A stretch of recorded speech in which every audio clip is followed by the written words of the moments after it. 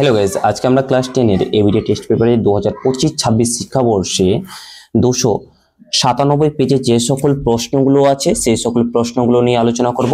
ভিডিওটি ভালো লাগলে অবশ্যই লাইক সাবস্ক্রাইব করে বন্ধুদের মাঝে শেয়ার করো, যাতে তোমরাও উপকৃত হতে পারো এবং আমিও উপকৃত হতে পারি। দেখো, আমরা 297 পেজে চলে এসেছি, তো চলো শুরু করা যাক।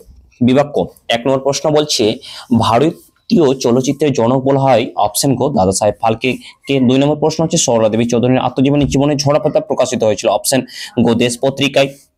3 নম্বর প্রশ্ন নীলদর্পণ নাটক কে আঙ্কেল টমস কেবিনের সঙ্গে তুলনা করেছিলেন অপশন কো বঙ্কিমচন্দ্র চট্টোপাধ্যায়। তারপরে 4 নম্বর প্রশ্ন ক্যালকাটা স্কুল বুক সোসাইটির প্রথম সম্পাদক ছিলেন অপশন ঘোষ রাধাকান্ত দেব। 5 নম্বর প্রশ্ন হাজী মোহাম্মদ মহসিনের আর্থিক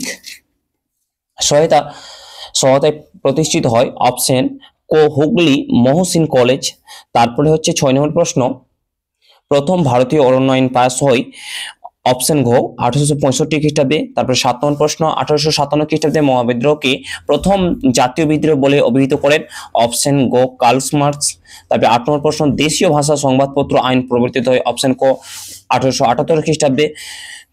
তারপরে 9 নম্বর প্রশ্ন বর্তমান ভারত শীর্ষক প্রবন্ধগুলি প্রকাশিত হয় অপশন খ উদ্বোধন পত্রিকায়। তারপরে 10 নম্বর প্রশ্ন জাতাসুর ব্যঙ্গচিত্রটি অঙ্কন করেন অপশন খ গগনেন্দ্রনাথ ঠাকুর।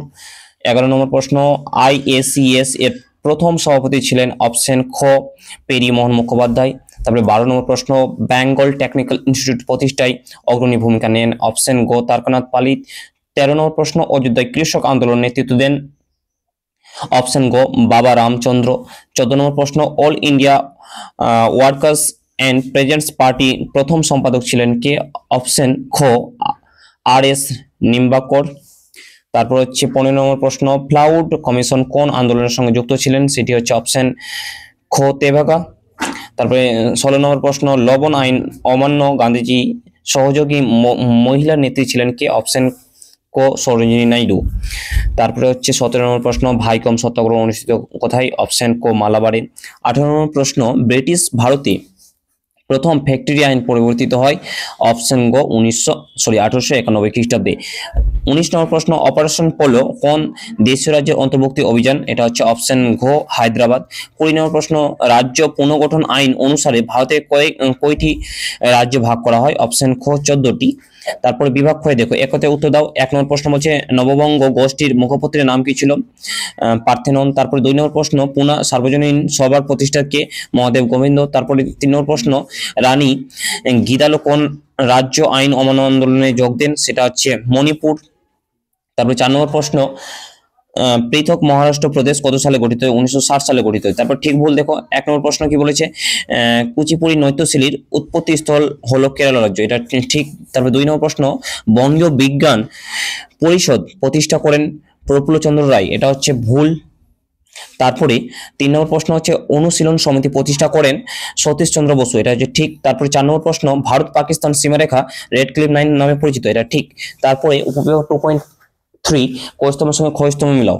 1 নম্বর প্রশ্ন দেখো 17 নম্বর রেগুলেশন আইন থেকে কি হয়ে যাবে না সতীদাহ প্রথা হয়ে যাবে, শিল্প বিরোধ বিল থেকে হয়ে যাবে বটুকেশ্বর দত্ত হয়ে যাবে, তারপরে হালি প্রথা থেকে হয়ে যাবে বারদৌলি হয়ে যাবে, আর ন্যাশনাল স্কুল থেকে হয়ে যাবে নবগোপাল মিত্র।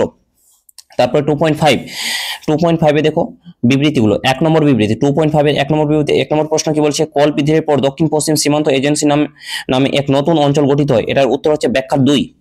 তারপরে 2 নম্বর প্রশ্ন বাংলায় মহাবিদ্রোহ বিস্তার লাভ করেনি, কারণ হচ্ছে ব্যাখ্যা 3, এটা ব্যাখ্যা 3 উত্তর হবে। তারপর 3 নম্বর প্রশ্ন বঙ্গভঙ্গ বিরোধী আন্দোলনে শ্রমিক কৃষকদের জন্য কোন কর্মসূচি গ্রহণ করা হয়নি, এটা হচ্ছে ব্যাখ্যা 3। 4 নম্বর প্রশ্ন ভারত ইতিহাসে স্বাধীনতা প্রাপ্তির পরবর্তী 5 বছর পুনর্বাসনের যুগ, এটা হচ্ছে ব্যাখ্যা 2 হবে উত্তর। তারপরে বিভাগ গয়ে যে সকল 2 মার্কের প্রশ্নগুলো আছে সেই সকল প্রশ্নের উত্তর পিডিএফ আকারে ডেসক্রিপশন বক্সের লিংকে বা কন্ট্যাক্ট নাম্বার দেওয়া থাকবে, সেখান থেকে যোগাযোগ করে নিতে পারো। ঠিক আছে, তাহলে আজকে এই পর্যন্ত।